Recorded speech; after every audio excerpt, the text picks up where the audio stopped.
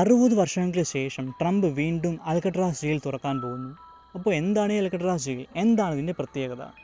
Alcatraz jail അമേരിക്കയിലെ California സംസ്ഥാനത്തുള്ള San Francisco ഉൾക്കടലിൽ Alcatraz ദ്വീപിൽ സ്ഥിതി ചെയ്യുന്ന ഒരു പഴയ ഫെഡറൽ ജയിലാണ്.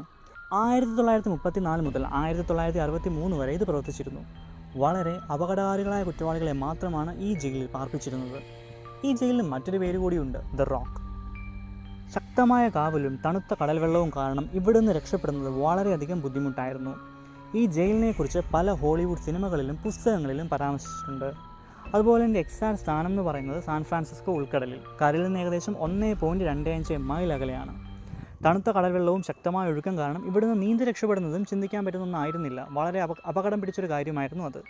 എങ്കിലും പല കുറ്റവാളികളും അതിന് മുതിർന്നിട്ടുണ്ട്, അല്ലെങ്കിൽ ശ്രമിച്ചിട്ടുണ്ട്. പക്ഷേ അവിടെയൊക്കെ അന്ത്യം ഒന്നെങ്കിൽ തണുത്തുറഞ്ഞ് മുങ്ങി മരിക്കുകയോ അല്ലെങ്കിൽ വെടികൊണ്ടോ ആയിരുന്നു.